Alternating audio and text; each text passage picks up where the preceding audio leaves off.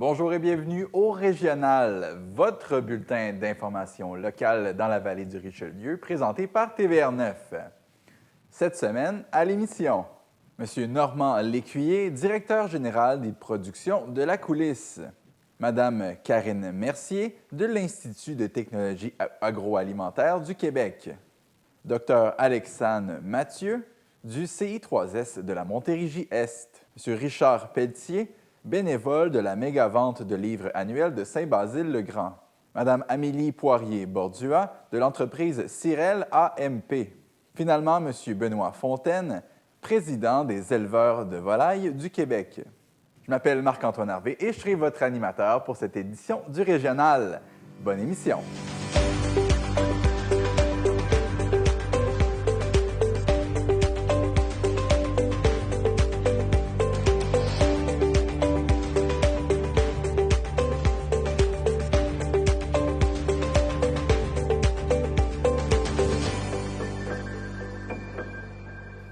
Débutons l'émission avec les actualités de la semaine. La Chambre de commerce et d'industrie Vallée du Richelieu-Rouville a dévoilé les gagnants du Gala Illumina 2026. Plus de 200 membres de la communauté d'affaires étaient réunis à Richelieu pour cette soirée célébrant l'excellence et l'innovation régionale. Parmi les lauréats, la maison Victor Gadebois a remporté le prix en économie sociale, tandis que la coopérative d'électricité de Saint-Jean-Baptiste a été nommée entreprise de l'année dans la catégorie des plus de 11 employés. Le prix personnalité d'affaires de l'année a été remis à M. Damien M. Tolomier. La troisième édition du Gala Illumina aura lieu au printemps 2027. Le gouvernement du Québec accorde plus d'1 million de dollars à 9 festivals et événements touristiques de la Montérégie. L'annonce a été faite par la ministre du Tourisme, Amélie Dionne, accompagnée de plusieurs députés de la région, dont Jean-François Roberge et Simon Jolin-Barrette. Parmi les événements soutenus, l'International des Montgolfières de Saint-Jean-sur-Richelieu recevra 381 000 tandis que les régates de Valleyfield obtiennent 205 000 L'exposition agricole de Saint-Hyacinthe, Bières et saveurs de Chambly et le festival Classica figurent aussi parmi les bénéficiaires. Québec affirme vouloir faire des festivals un moteur d'attractivité touristique et économique pour la région. La Chambre de commerce et d'industrie Vallée du Richelieu-Rouville lance une nouvelle série d'émissions consacrées aux normes du travail. Le projet intitulé « Juste milieu au cœur des normes du travail » est réalisé avec l'appui de la CNESST. 6 émissions animées par Julie Larochelle aborderont plusieurs réalités du marché de l'emploi, notamment celles des travailleurs étrangers temporaires, des étudiants et des travailleurs plus expérimentés. La série sera diffusée sur TVR9, sur YouTube et sur le site Juste Milieu. L'objectif est de mieux informer employeurs et travailleurs sur leurs droits et obligations. La Ville de Mont-Saint-Hilaire a remporté la plume d'excellence or lors du colloque annuel de l'Association des communicateurs municipaux du Québec. Le prix a été remis dans la catégorie Communication interne pour un projet de déploiement de culture organisationnelle. La démarche visait notamment à améliorer la rétention du personnel et à renforcer la marque employeur de la Ville dans un contexte de pénurie de main-d'œuvre. La municipalité a développé de nouveaux outils de communication et une identité organisationnelle commune. Au total, 143 projets provenant du milieu municipal québécois étaient en compétition cette année. La Ville de Belleuil est finaliste au prix Les Arts et la Ville 2026 grâce à son projet Bienvenue chez vous. Le carnet d'accueil destiné aux nouveaux arrivants est en nomination dans la catégorie Culture et Développement. Le projet a été réalisé avec la participation de 68 élèves des écoles au cœur des Monts et Cedar Street, accompagnés de l'illustrateur Stéphane Lemardelé. Les jeunes ont créé des textes et illustrations afin de présenter Belleuil de façon plus humaine et accessible aux nouveaux résidents. Distribué à 3 500 exemplaires, le carnet vise à favoriser l'intégration et le sentiment d'appartenance. Le projet est aussi en lice pour le prix Coup de cœur, décerné par vote du public. Finalement, une nouvelle troupe de théâtre amateur voit le jour dans la vallée du Richelieu. Le Théâtre des Beaux Parleurs a été fondé par d'anciens et d'actuels membres de la troupe du Théâtre des Deux-Rives afin d'enrichir l'offre culturelle régionale. La troupe présentera sa toute première production, Cher Tchekhov, une œuvre récente de Michel Tremblay. La mise en scène est signée par Caroline Ménard. 3 représentations sont prévues les 23 et le 24 mai au Centre culturel et communautaire de la Pointe-Valène à Ottoburn Park. La troupe souhaite se consacrer principalement à la dramaturgie québécoise. Voilà, c'était votre tour d'horizon de l'actualité dans la vallée du Richelieu. Avec nous en studio, M. Normand Lécuyer, qui est directeur général et artistique des diffusions de la coulisse. Bonjour, M. Lécuyer. Bonjour, merci de l'invitation. Bien, ça fait plaisir. On aime ça vous recevoir, surtout quand vous avez des bonnes nouvelles à nous donner, comme la nouvelle programmation qui sort pour l'année prochaine. Qu'est-ce qu'il va y avoir de nouveau cette année? Bien, en fait, on continue comme l'an passé, étant donné qu'on est rendu à la Maison Villebon. Donc, pendant les travaux du Centre culturel, on a aménagé temporairement notre résidence de spectacle à la Maison Villebon. Donc, il va y avoir une variété de spectacles, principalement avec des formules duo, solo, et quelquefois des trios encore. Pour remettre les gens en perspective, là, au départ, c'était à l'espace culturel. On peut se demander pourquoi c'est plus là les spectacles. C'était en travaux. C'est pour ça que là, cette année encore, vous faites ça à la Maison Villebon, avec une formule plus rapprochée là, des artistes, entre les artistes puis les spectateurs. Mais comment vont les travaux pour l'espace culturel? Bien, ça se passe bien. Ça a débuté en août dernier. Donc, on était dans la période qu'on appelait démantèlement. Donc, tout défaire le mobilier qui était fixe, qu'on pense au salle de bain avec les lavabos, les toilettes, etc. Par la suite, il y a eu la période de démolition, si on veut dire, parce qu'il devait défaire des cloisons. Parce que pour la salle comme telle, il n'y a pas d'agrandissement. C'est simplement un réaménagement. Et puis, à cette étape, ils ont découvert qu'il y avait de l'amiante. Donc, il y a eu une grande phase de décontamination. Donc, de ça, entre les périodes de novembre et puis mars. Et puis là, vraiment, on est rentré dans la période vraiment de construction. Moi, je suis allé faire un tour la semaine dernière. Ça faisait depuis le mois d'octobre, je n'étais pas rentré. Et on voit vraiment que c'est un énorme chantier. De l'entrée principale, on voit le mur du fond de scène. Donc, c'est vraiment pour dire que tout est défait, là. Qu'est-ce qu'on veut faire avec cette salle-là? Parce que je comprends, on garde la même structure, on garde les mêmes dimensions. Quel était l'objectif des travaux?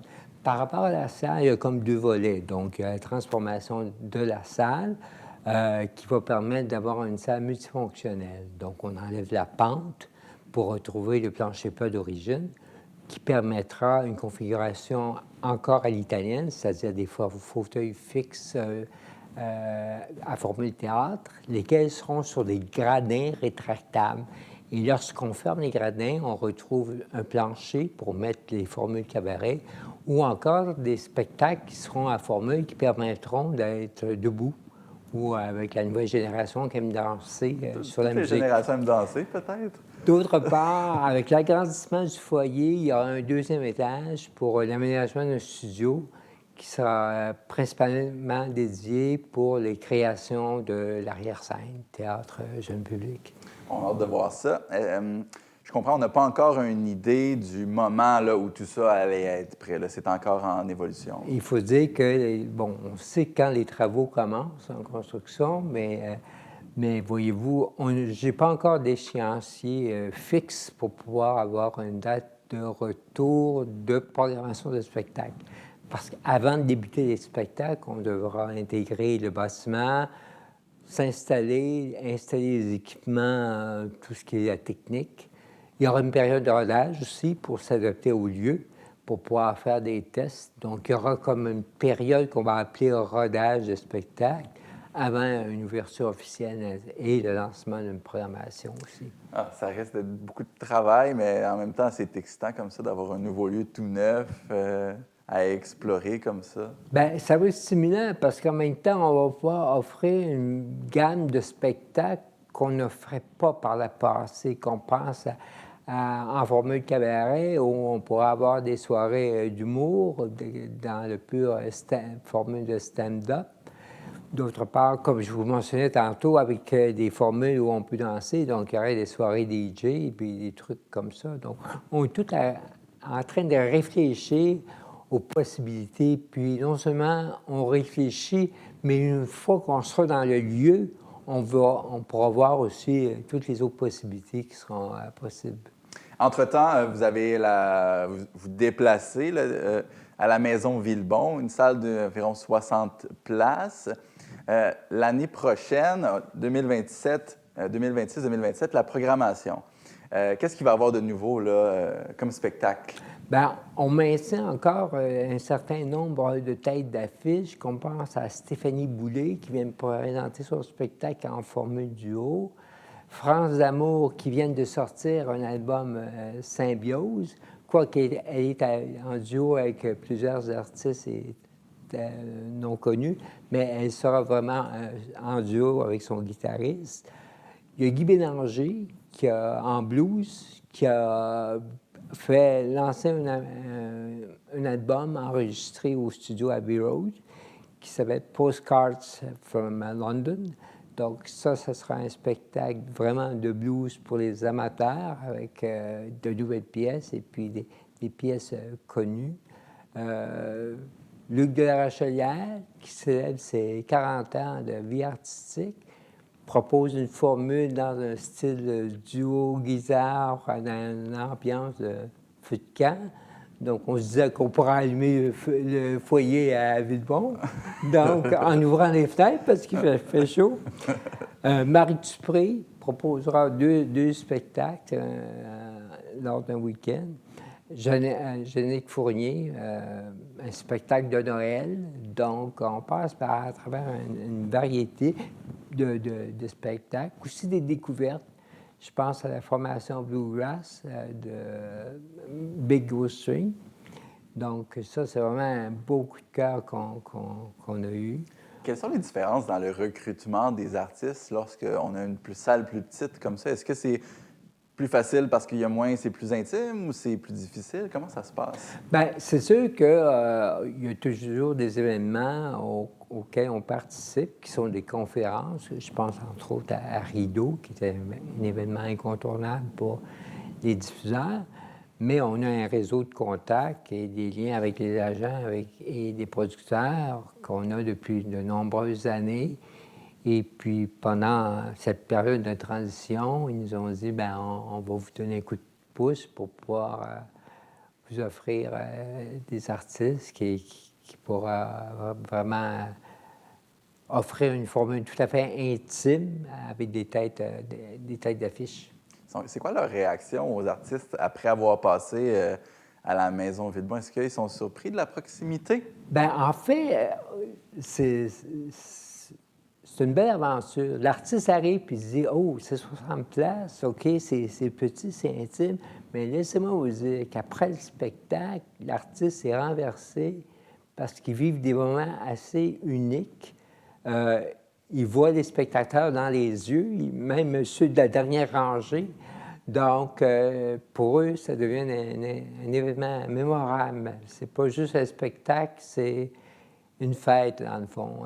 Puis, il y a des échanges, en plus, qui se font pendant le spectacle, qui, bien souvent, dans une salle standard, ces échanges-là n'ont pas lieu parce que la réaction du public est sentie et est très près. Profitez de votre chance pour aller voir vos artistes préférés à proximité. Consultez le site centreculturelbelœil.com. Les billets sont disponibles à programmation pour l'année prochaine. Monsieur Lécuyer, merci beaucoup d'avoir été avec nous et revenez nous voir là, si vous avez des nouvelles de la nouvelle salle aussi. Sans faute, merci. Avec nous en studio, Mme Karine Mercier, qui est directrice générale de l'ITAC, l'Institut de technologie agroalimentaire du Québec. Bonjour, Mme Mercier. Bonjour. Pour ceux qui ne connaissent pas l'établissement, expliquez-nous le rôle de l'Institut. L'Institut, c'est le seul établissement d'enseignement de niveau collégial dédié exclusivement au secteur agroalimentaire au Québec.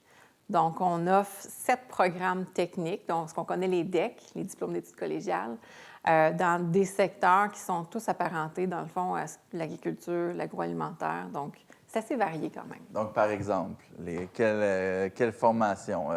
La plus connue, en fait, le plus gros des programmes qui se retrouvent également dans d'autres cégeps, c'est gestion et technologie d'entreprises agricoles.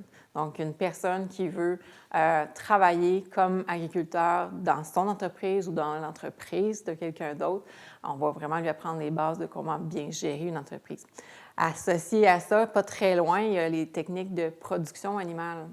Donc, ce qu'on appelle le conseiller aux producteurs. Donc, il va aider l'agriculteur à pouvoir bien gérer son troupeau, bien gérer ses champs, etc.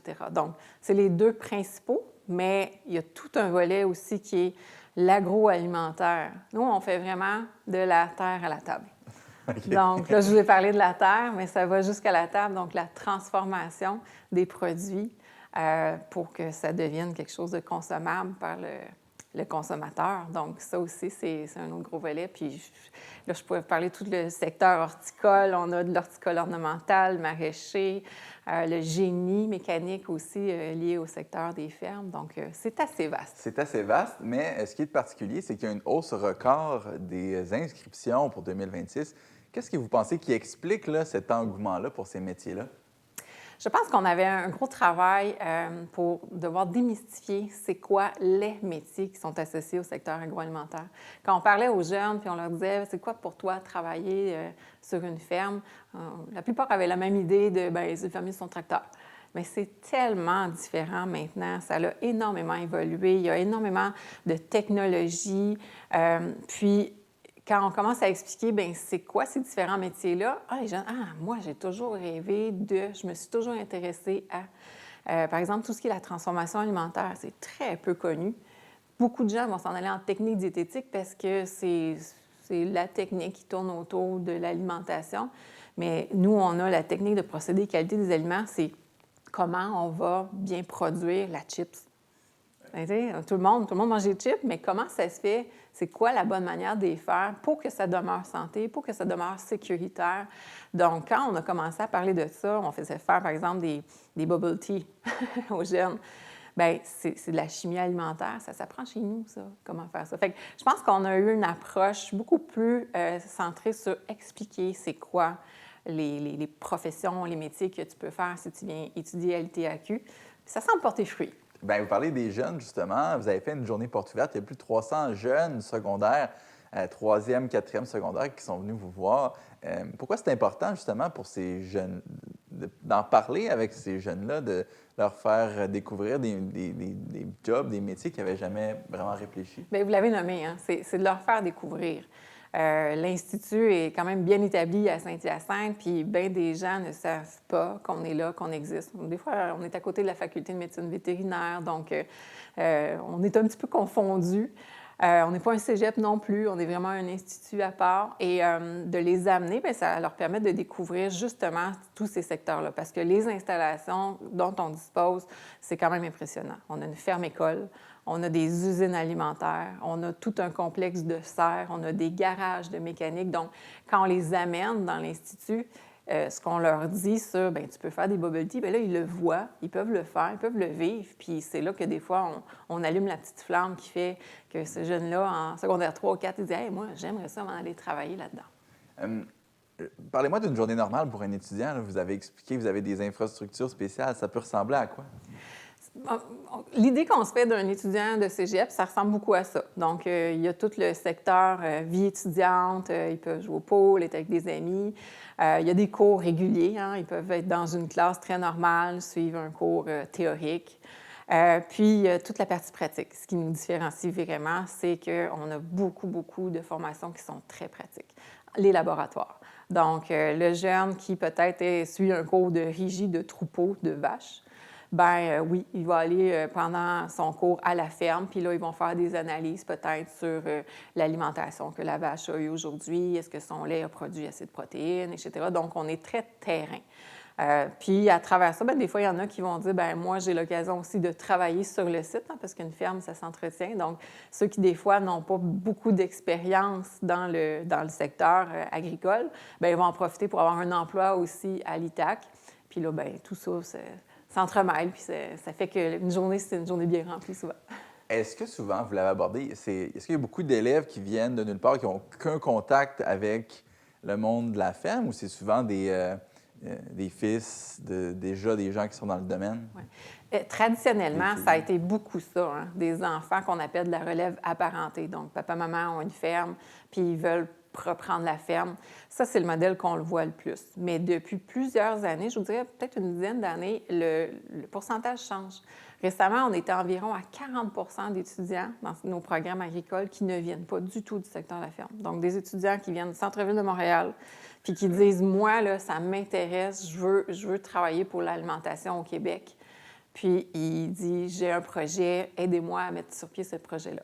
Donc, 40 c'est quand même, c'est bon. Ça veut dire qu'on est capable d'attirer une relève pour notre secteur alimentaire au Québec. C'est important. C'est avec ça que je voulais suivre. La relève, on en parle beaucoup. Est-ce qu'il y a assez de jeunes qui vont pouvoir reprendre ces entreprises-là? Quelle est votre vision là, de cet avenir-là dans la région pour la relève?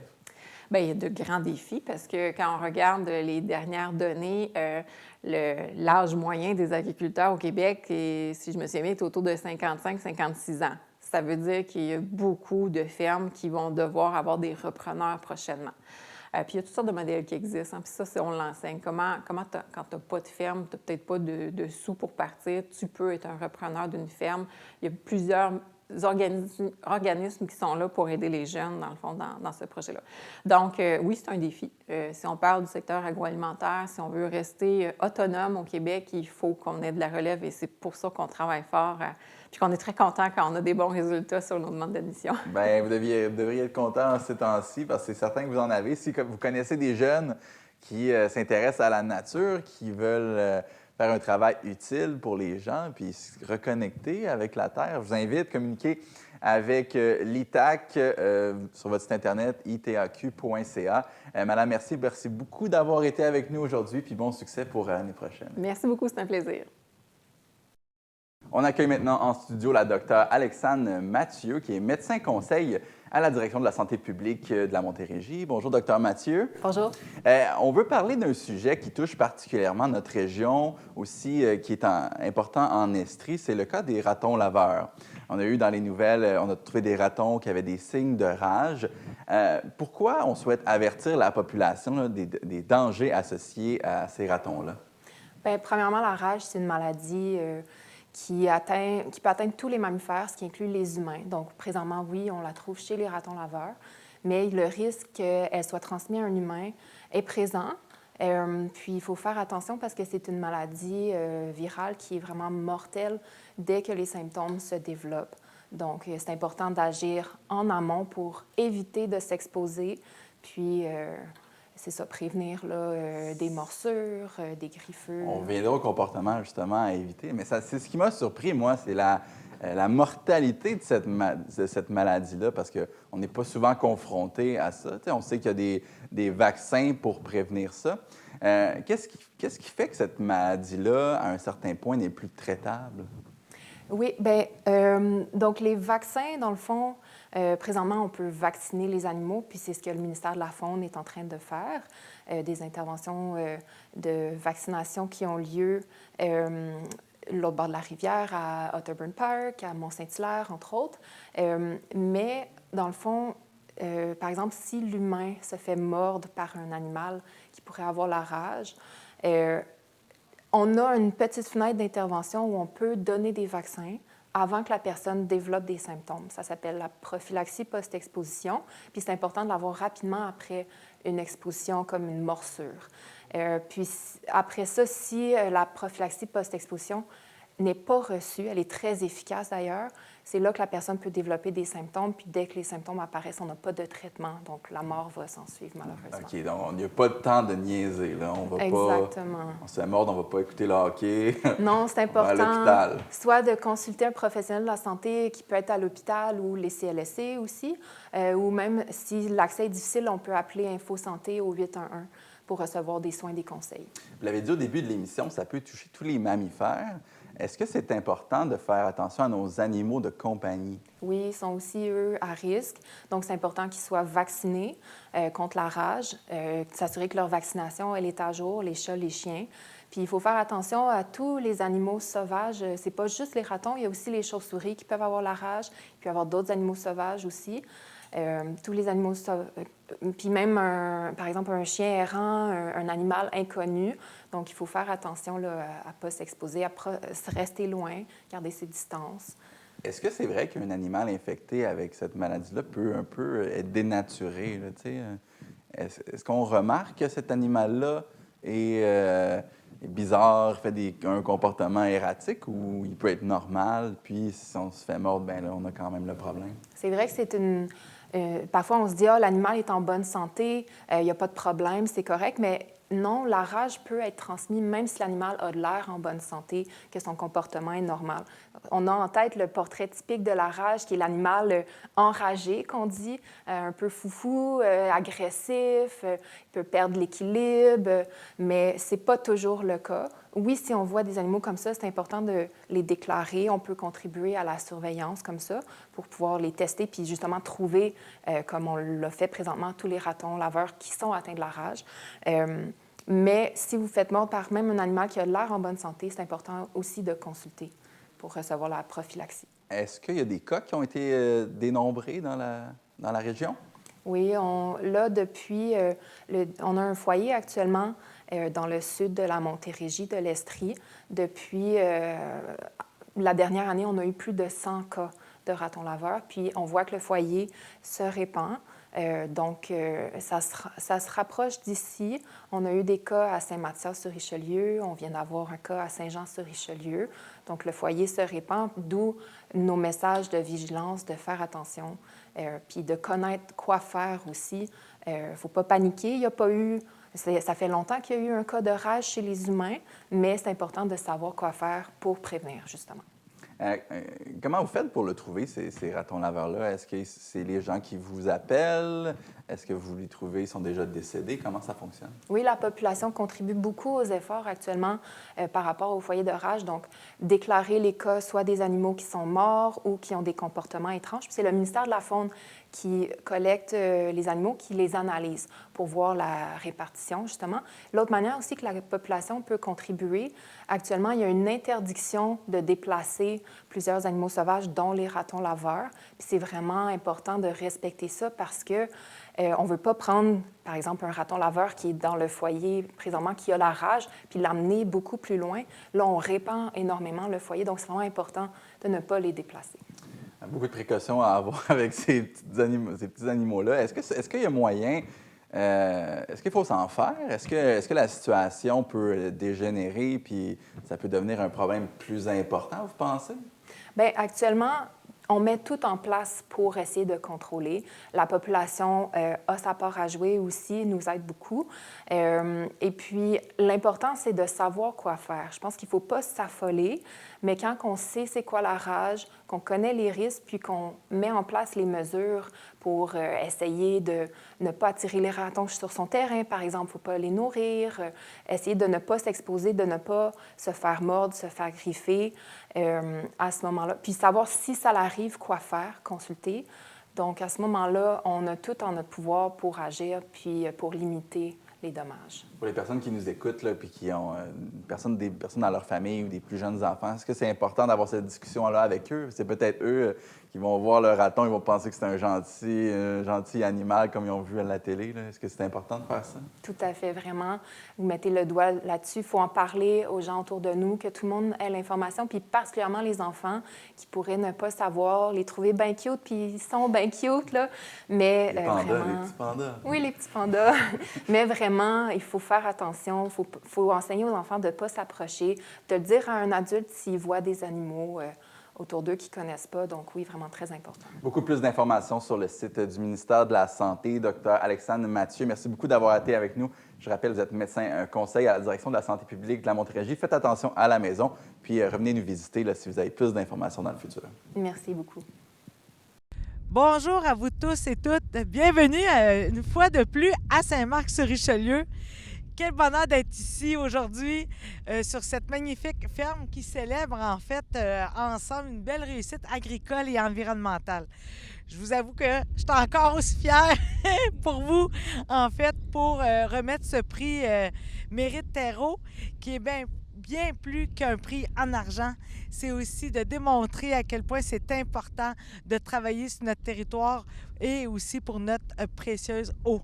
Donc, c'est avec toute la reconnaissance de la MRC qu'on est ici aujourd'hui pour vous remettre, oui, un prix, mais surtout pour mettre en lumière un projet concret, inspirant, qui montre que l'agriculture et l'environnement peuvent bien cohabiter.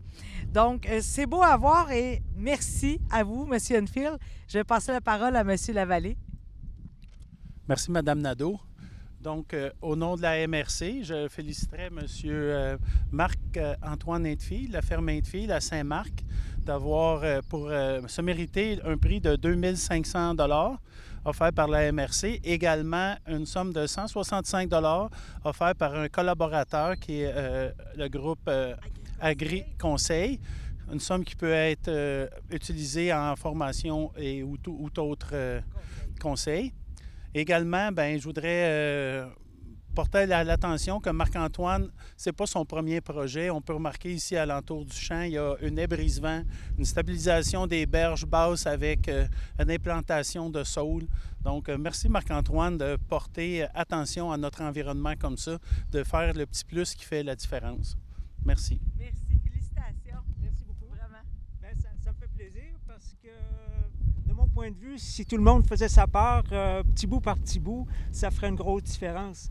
Alors, on met l'épaule à la roue en souhaitant qu'il y ait un mouvement d'entraînement puis qu'il y ait d'autres qui prennent la relève plus tard, là. Alors, c'est un peu chacun chez soi, puis on va de l'avant. Tous y gagnons. Oui. Merci. Monsieur Hintefille, vous êtes le propriétaire de la ferme. Qu'est-ce que ça vous fait aujourd'hui de recevoir un prix de la MRC de la Vallée du Richelieu? Ah, bien, ça me touche parce que initialement, j'avais pas fait ces démarches-là dans l'idée d'aller chercher un prix. Là, c'est venu après. Puis, suite à des incitatifs de mes conseillers et conseillères agronomes. Alors, je suis bien content. Puis, je souhaite que ce soit un incitatif pour que d'autres emboîtent le pas puis fassent leur part, là. Et pourquoi avoir choisi ce projet-là? Parce qu'expliquez-nous un peu, ça va permettre à la biodiversité, mais plusieurs autres choses aussi. Bien, en premier lieu, c'était pour stabiliser les berges du cours d'eau parce qu'il y a des gros débits d'eau qui passent ici, puis c'était pour contrer l'érosion qui, d'année en année, s'accentue. Puis en même temps, ça fait un environnement plus propice pour la faune et la flore. Donc c'est donnant-donnant. Vous aidez la nature vous aide en échange. Bien, exact. Vous êtes ici depuis plusieurs années. Pourquoi avoir choisi Saint-Marc pour développer votre terre? Ah, bien, c'est la terre patrimoniale, là. La famille est ici depuis plusieurs générations et puis on a vraiment un beau coin de pays en Montérégie, là. Il s'agit d'aller un peu à l'extérieur pour s'en rendre compte, là. Depuis tant d'années, diriez-vous que c'est plus difficile aujourd'hui, votre métier, ou c'était plus facile à l'époque? Ah, ça évolue beaucoup. Les techniques sont différentes, les enjeux sont différents aussi. Maintenant, c'est plus des petites fermes familiales, là. C'est rendu des grosses entreprises, là. Donc les enjeux de la relève aussi. Oui, beaucoup, définitivement. C'est pas mal plus difficile pour un jeune qui veut s'installer maintenant qu'autrefois, là. D'où l'importance de faire un partenariat avec la MRC, participer à des, comme aujourd'hui Mérite Terreau, ou encore des partenariats avec d'autres agriculteurs. Oui, ça donne de la visibilité parce que en dehors du monde agricole, souvent les gens, les urbains ont une vision un peu folklorique de l'agriculture, mais c'est plus ça du tout, là.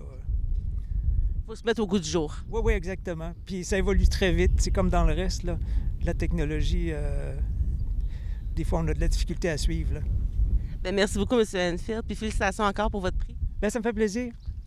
La télévision communautaire autonome parle des enjeux locaux, donne une voix aux citoyens et citoyennes, en plus de faire rayonner les talents d'ici. Accessible à tous, elle appartient à la communauté et donc à vous. J'ose ma télé communautaire, mon média de proximité. Avec nous en studio, M. Richard Pelletier, qui est le président de la Société d'histoire et de généalogie de Saint-Basile-le-Grand. Bonjour, Richard. Bonjour. Encore une fois, cette année, on revient avec la méga vente de livres.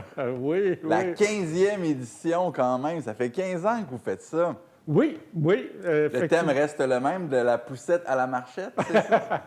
Oui, ça, c'est la clientèle. Pour vous dire, on a vraiment de la clientèle de tous âges, des familles, mais famille, ça inclut des aînés autant que les jeunes enfants.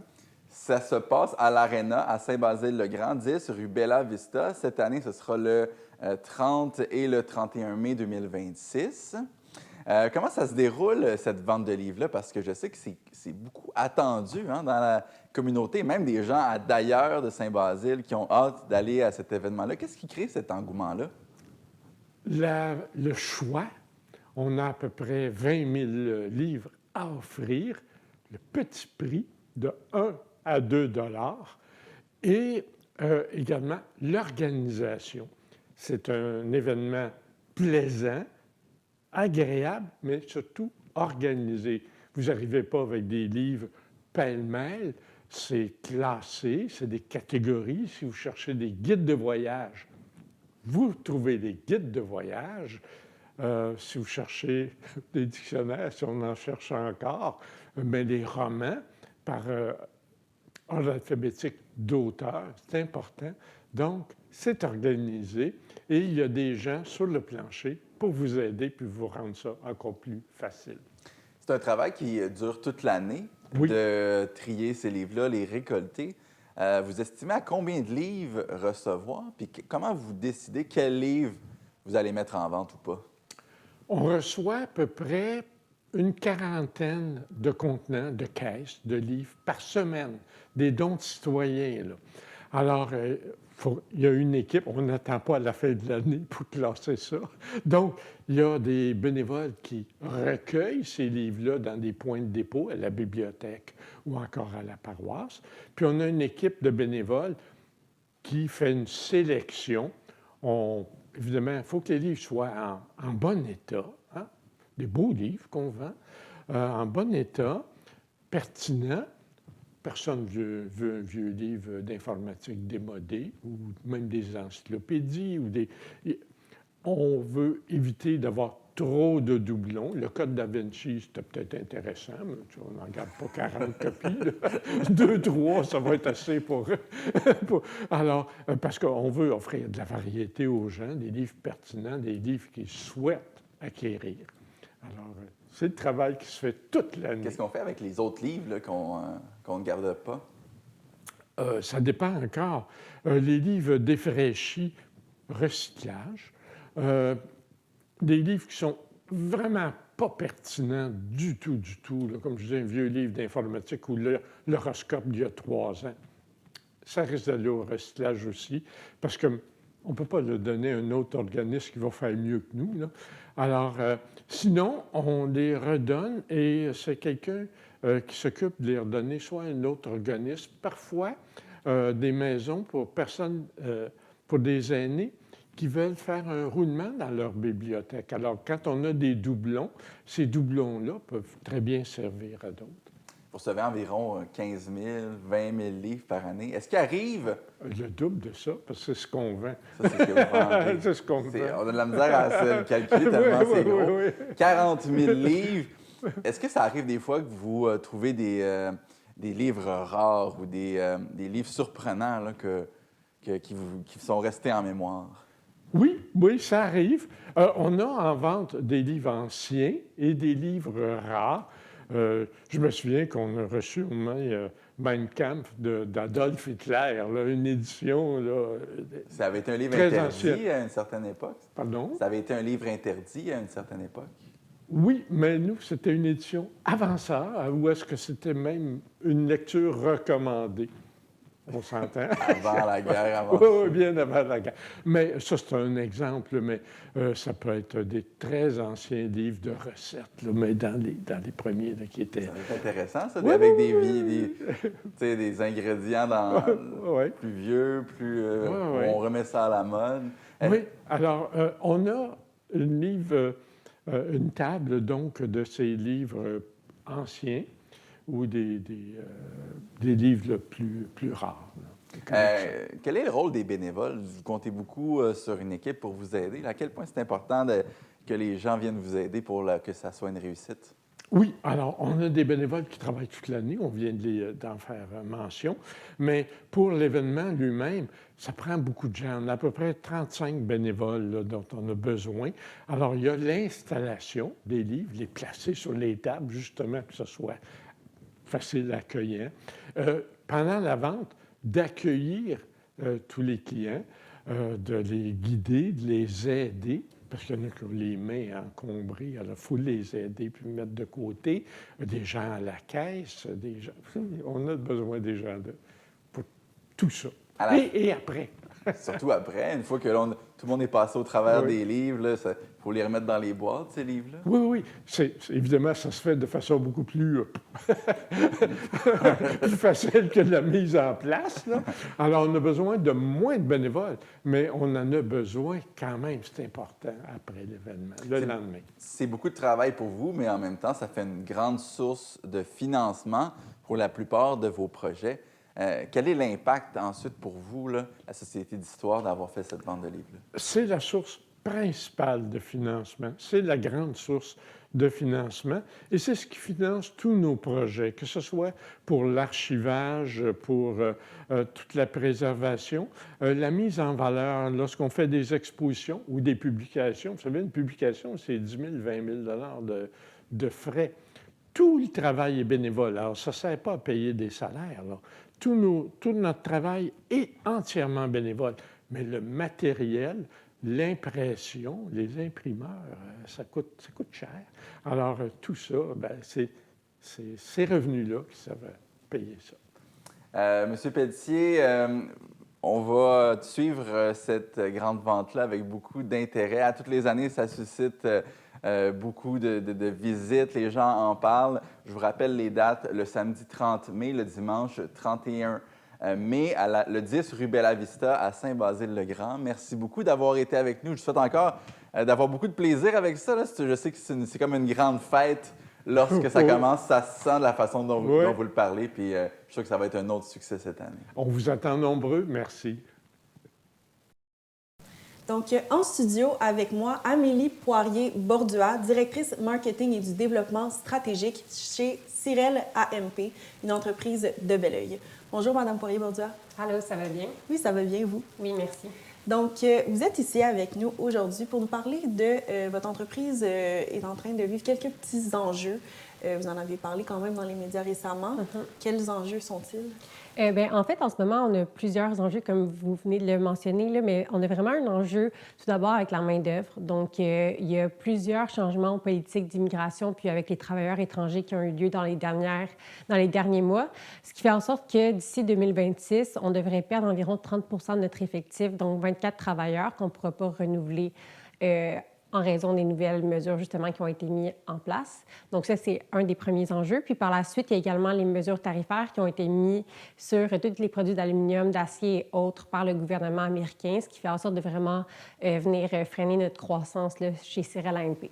Parce que c'est important de le mentionner, votre compagnie produit des panneaux architecturaux, c'est ça? Oui, exactement. Donc, on fait du revêtement extérieur, donc des panneaux architecturaux qui ont vraiment des fonctions esthétiques, mais qui sont principalement en aluminium et en acier.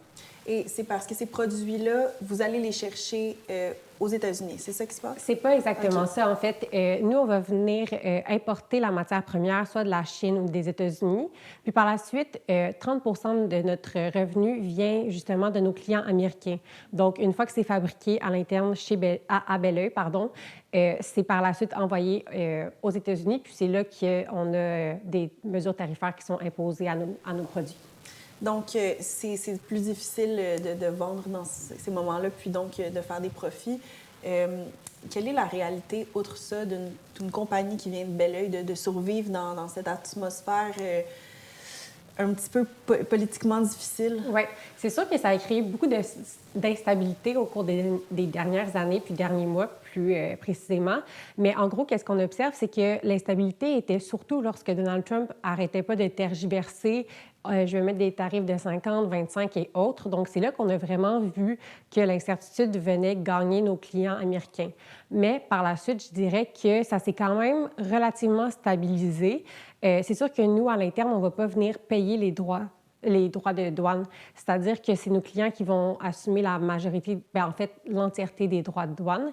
Donc, la réalité, c'est vraiment que les Américains, actuellement, ne sont pas capables de pallier à la demande pour les panneaux architecturaux, donc ils n'ont pas le choix de se tourner vers le marché québécois, justement, donc Cyrel AMP.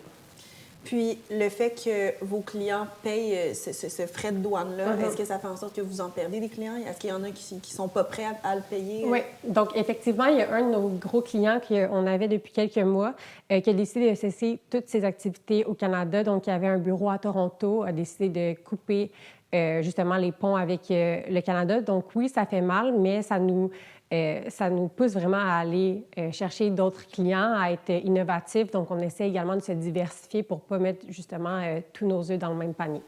Puis comment la population ou le gouvernement pourrait vous aider à traverser cette période? Actuellement, il y a eu plusieurs quand même annonces de subventions ou prêts. Donc aujourd'hui, Mélanie Joly a fait une grande annonce par rapport à ça également. Mais dans les faits, il y a plusieurs prêts qui nous sont offerts. Donc c'est sûr que ça peut être intéressant. Ça reste que dans une période d'instabilité de la sorte, des fois, c'est moins évident de venir faire des investissements qui sont quand même important, puisqu'on ne sait pas trop sur quel pied danser puis qu'est-ce que le marché nous réserve dans le futur. Mais en gros, je crois que le gouvernement fait un peu tout ce qu'il peut. Pour ce qui est des mesures tarifaires, c'est sûr que pour ce qui est des travailleurs étrangers, on se sent un peu délaissé de ce côté-là. Puis à l'interne, avec vos travailleurs, est-ce que la motivation ou descend un petit peu, sachant que peut-être qu'il y a une date butoir qui fait la fin de leur contrat avec vous? C'est certain que ça crée quand même beaucoup d'instabilité à l'interne. Je dirais que il y a plusieurs façons pour eux de rester, par exemple au Canada puis au Québec en général. Donc, ils commencent à appliquer vers d'autres industries, d'autres postes. Sinon, il y a également des programmes de mobilité francophone maintenant. Donc, par exemple, d'aller travailler au Nouveau-Brunswick ou en Ontario, où c'est plus facile là-bas d'avoir la résidence permanente en raison des critères d'immigration qui sont différents de ceux du Québec.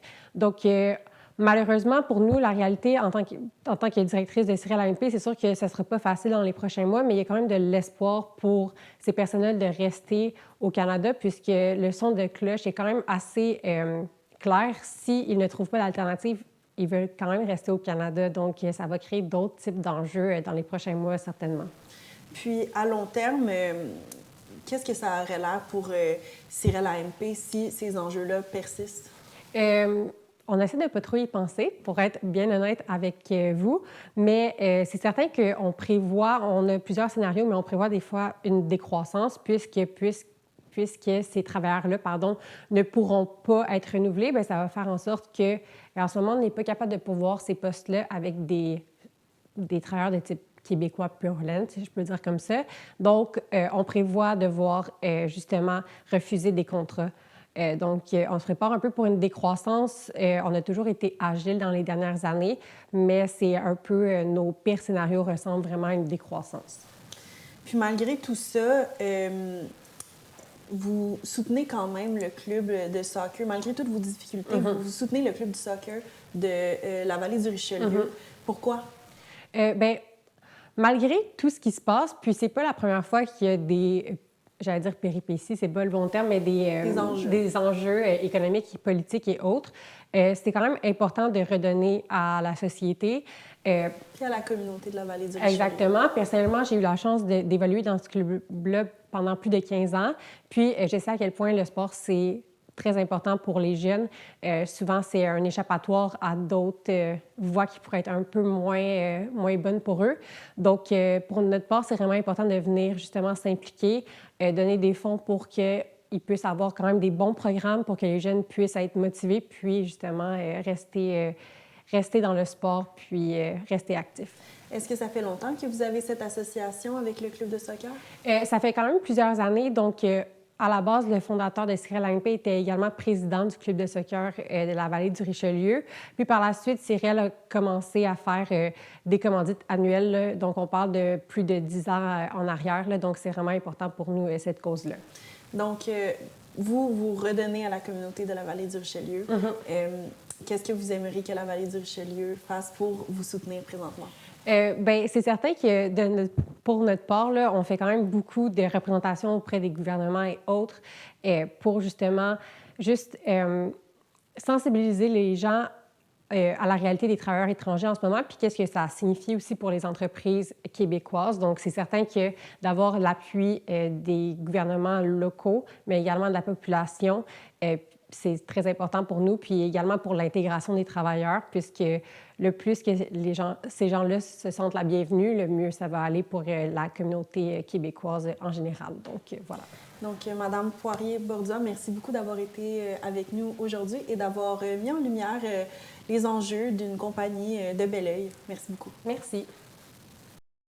Avec nous en diffusion Teams, M. Benoît Fontaine, qui est président des éleveurs de volailles du Québec. Bonjour, M. Fontaine. Bonjour, M. Harvey, ça va bien? Oui, ça va bien, merci beaucoup. On voulait discuter avec vous d'un sujet là, qui touche ici en Montérégie. L'élevage de poulet, souvent, on n'a pas conscience de comment ça fonctionne. T'sais, nous, on l'achète à l'épicerie, mais il y a des enjeux propres à cette industrie-là. Vous avez bien raison. Écoutez, le poulet fait partie des habitudes culinaires des Québécois et des Québécoises. C'est un produit transgénérationnel. Nos grands-parents le cuisinaient et ils le cuisinent davantage. Nous sommes la protéine préférée de ces gens-là, donc à 35 kilos et plus par personne. Sur un panier de protéines consommées de plus de 80, bien, vous vous doutez qu'on se retrouve parfois une fois sur deux dans votre assiette, surtout avec le phénomène des nouveaux arrivants, les nouveaux immigrants, dont certains ne consomment peu de porc et d'autres peu de bœuf. Donc, le poulet joue gagnant sur toute la ligne au niveau des nouveaux arrivants.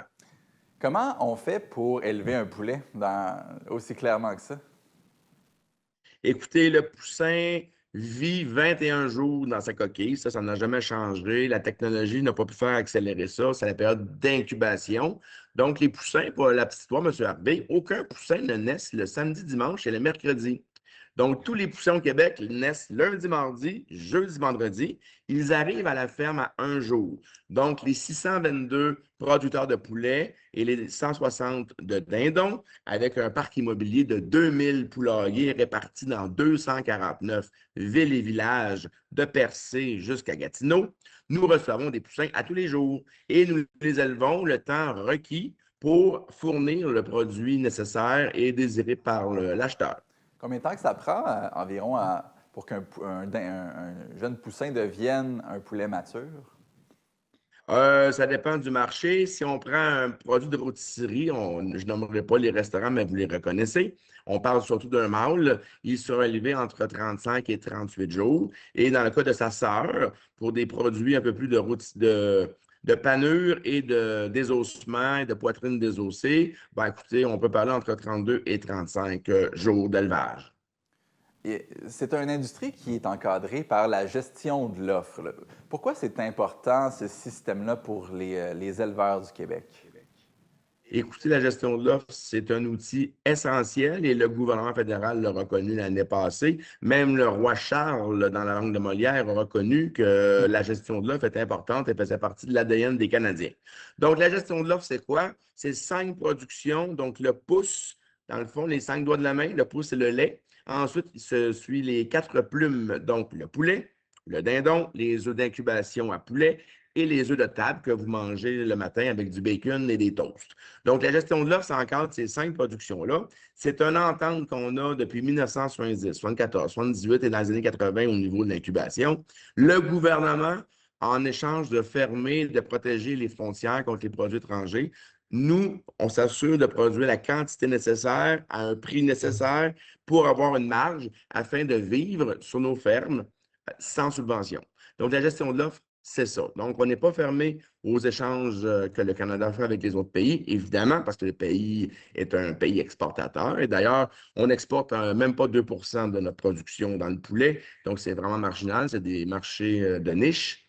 Et nous faisons partie des 20 pays qui en importent le plus. Donc, pour balancer la consommation au niveau des ailes ou au niveau de la viande blanche ou au niveau de la viande brune. Dans un contexte de négociation de droits commerciaux avec d'autres pays, par exemple les États-Unis, il y aurait peut-être des concessions à faire. Ce serait quoi les conséquences pour nos agriculteurs ou, dans ce cas-ci, nos éleveurs locaux, que ce système-là disparaisse? Écoutez, nous avons une agriculture nordique. Donc, nous avons fait des choix de société. On traite bien nos travailleurs, on est présent partout, on investit. Le bien-être animal, c'est une valeur que les Canadiens et les Canadiennes partagent. Je ne dis pas que les autres pays ne respectent pas le bien-être animal, mais ici, on s'est mis des normes très élevées au niveau de l'environnement aussi. Donc, c'est un choix collectif. Et dans d'autres négociations, évidemment, les premiers dossiers réglés, c'est toujours la culture, la langue, l'automobile. Et à la toute fin, une expression anglaise qu'on appelle le chip-in, donc la petite pièce que ça prend pour faire le deal, c'est souvent l'agriculture. Donc, dans les derniers accords commerciaux, on a laissé tomber un certain pourcentage dans les œufs, le poulet, le dindon et le lait. Donc, au niveau du poulet, c'est plus de 10 qu'on laisse entrer. Donc, et dans les œufs d'incubation, c'est plus de 20. Donc, nous sommes déjà ouverts, mais le dernier, encore plus d'ouverture pourrait provoquer une rupture au niveau de l'industrie et de l'économie de ces productions sous gestion de l'offre. Ce serait extrêmement dommageable. Je vais vous apporter aussi sur la relève. Comment ça se passe pour les éleveurs de volailles du Québec, pour les nouveaux qui essaient d'intégrer le marché, les jeunes? Écoutez, on a mis sur pied un programme de démarrage et de relève, donc un tirage au sort dont le ministre lui-même a tiré la gagnante cette année d'un contingent lui permettant de bien vivre. Et l'année prochaine, nous aurons près de 25 quotas prêtés à vie pour des nouveaux producteurs. Mais vous savez qu'on a un système très transparent de vente aux enchères de nos contingents et ça nous a permis, oui, écoutez bien, plus de 40 nouveaux producteurs de poulets au Québec dans les 24 derniers mois.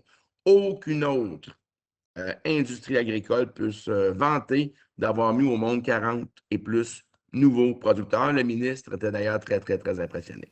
Bien, comme vous le dites, justement, ça prend ces autorisations-là pour intégrer le marché. Mais qu'est-ce qui attire les jeunes là-dedans? Là? Est-ce que c'est le fait d'être dehors, d'être en contact avec les animaux, ou de participer comme ça à l'effort collectif pour avoir des bons animaux, des bons produits?